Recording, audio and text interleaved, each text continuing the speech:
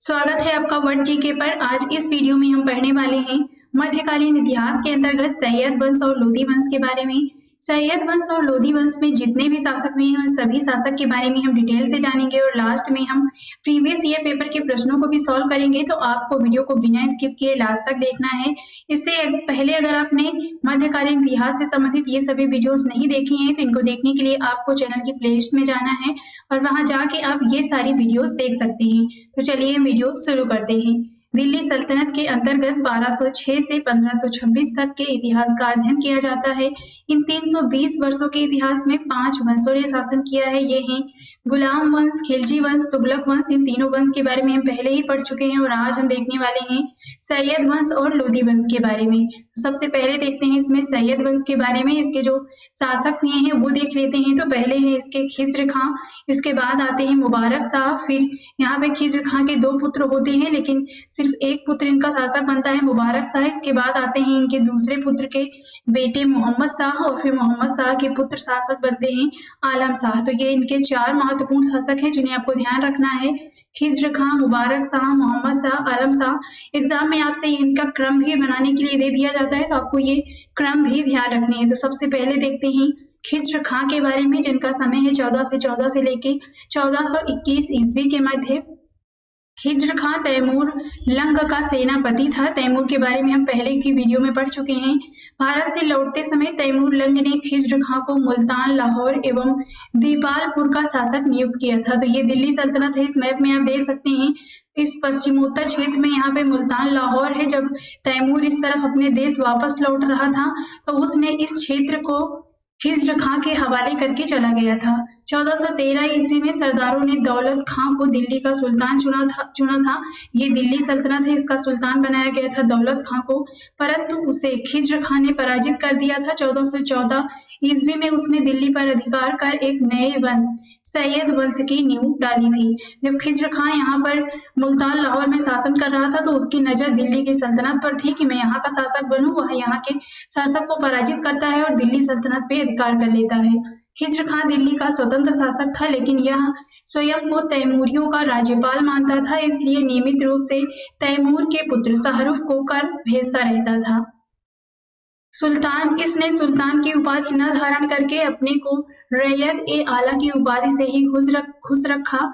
खिज्र खां स्वयं को पैगंबर मोहम्मद का वंशज मानता है। खिज्र खां की मृत्यु 20 मई 1421 ईस्वी में हो गई। इसके बाद शासक बनते हैं मुबारक शाह। इनका समय है 1421 से लेके 1434 ईस्वी के मध्य। खिज्र खां ने तो सुल्तान की उपाधि नहीं ली थी परंतु उसके पुत्र सुल्तान की उपाधि ली और साथ ही उसने शाही नामक उपाधि भी ग्रहण की थी। याहिया बिन अहमद सरहिंदी को मुबारक शाह का संरक्षण प्राप्त था। इसकी पुस्तक तारीख मुबारक शाही में सैयद वंश के विषय में जानकारी प्राप्त होती है। यमुना के किनारे मुबारकाबाद की स्थापना मुबारक शाह ने की थी। तो मुबारक शाह से संबंधित कुछ ये पॉइंट आपको ध्यान रखने हैं। मुबारक शाह के बाद उसका भतीजा मोहम्मद शाह अगला सुल्तान बनता है। मोहम्मद शाह मृत्यु से पूर्व ही अपने पुत्र अलाउद्दीन शाह को अपना उत्तराधिकारी घोषित किया। इस वंश का अंतिम शासक अलाउद्दीन आलम शाह ने स्वेच्छा से दिल्ली सल्तनत को 1421 ईस्वी में बहलोल लोदी के लिए छोड़ दिया और स्वयं बदायूं चला गया और बदायूं में रहते हुए ही इसकी मृत्यु हो गई थी। अब देखते हैं लोदी वंश के बारे में। इसका समय है 1451 से लेके 1520 ईस्वी के मध्य। लोदी वंश का जो प्रथम शासक है यानी संस्थापक है वह है बहलोल लोदी। इसके बाद शासक बनते हैं सिकंदर लोदी। सिकंदर लोदी के 2 पुत्र होते हैं, इसमें शासक बनते हैं इब्राहिम लोदी। तो ये 3 शासकों के बारे में हमें पढ़ना है। सबसे पहले देखते हैं बहलोल लोदी के बारे में। इनका समय है 1451 से लेके 1489 ईस्वी के मध्य। लोदी वंश की स्थापना बहलोल लोदी ने 1451 ईस्वी में की थी। वह बहलोल शाह गाजी के नाम से दिल्ली के सिंहासन पर बैठा। उसने बहलोल सिक्का चलाया जो उत्तर भारत में अकबर से पूर्व विनिमय का मुख्य साधन था, लेकिन यानी कि अकबर के शासनकाल से पहले यही सिक्का भारत में चल रहा था। बहलोल लोदी जौनपुर के शासक हुसैन शाह सरकी को पराजित कर जौनपुर को दिल्ली में मिला लिया। ये इस मैप में आप देख सकते हैं, ये दिल्ली सल्तनत है। इस तरफ यहाँ पे ये जो क्षेत्र है ये जौनपुर का क्षेत्र है और यहाँ पे उस समय सरकी वंश का शासक था। तो यहाँ के हुसैन शाह सरकी को हराकर बहलोल लोदी इसे दिल्ली साम्राज्य में मिला लेता है। बहलोल लोदी ने अपनी मृत्यु के पहले अपने 9 पुत्रों में से तीसरे पुत्र, जिनका नाम है निजाम खां, को अपना उत्तराधिकारी नियुक्त कर दिया था, परंतु कुछ सरदारों ने इसका विरोध किया। लेकिन कुछ शक्तिशाली सरदारों ने निजाम खां का साथ दिया और 17 जुलाई 1489 ईस्वी को निजाम खां सिकंदर शाह लोदी के नाम से दिल्ली की गद्दी पर बैठता है। अब देखते हैं सिकंदर लोदी के बारे में। इनका समय है 1289 ईस्वी से लेकर 1517 ईस्वी के मध्य। बहलोल लोदी के बाद सिकंदर लोदी शासक बनता है और लोदी वंश का यह सबसे प्रतापी शासक था। 1504 ईस्वी में सिकंदर लोदी ने राजस्थान के शासकों पर नियंत्रण करने के ध्येय से यमुना नदी के किनारे आगरा नामक नवीन शहर बसाया और इसे अपनी राजधानी बनाया। उसने कृषि और व्यापार की उन्नति के लिए कई प्रयास किए। नाप का पैमाना गज-ए-सिकंदरी उसी के समय में आरंभ किया गया था। उसने मुहर्रम में ताजिए निकालना बंद कर दिया तथा पीरों और संतों की मजारों पर मुस्लिम स्त्रियों को जाने से रोका था। सिकंदर लोदी को लिखने का बड़ा शौक था। वह गुलरुखी उपनाम से कविताएं लिखा करता था। सिकंदर लोदी की मृत्यु 21 नवंबर 1517 ईस्वी को हो गई।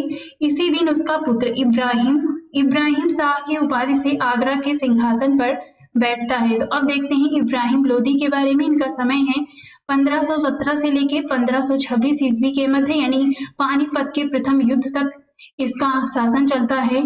1518 ईस्वी में महाराणा सांगा और इब्राहिम लोदी के मध्य खतौली का युद्ध हुआ था।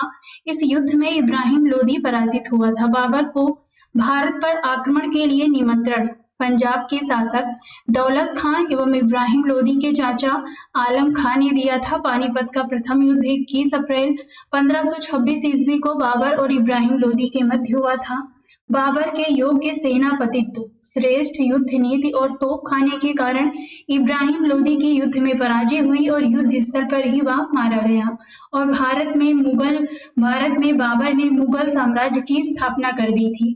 इसके बाद यहाँ पे पानीपत के प्रथम युद्ध से कई सारे प्रश्न बनते हैं, तो ये इसके बारे में हम कुछ डिटेल में जान लेते हैं। बाबर ने भारत में 21 अप्रैल 1526 को प्रथम पानीपत का युद्ध लड़ा था। इब्राहिम लोदी के साथ में ये युद्ध हुआ था, लेकिन उसकी सेना बहुत छोटी थी और इब्राहिम लोदी की सेना बहुत बड़ी थी।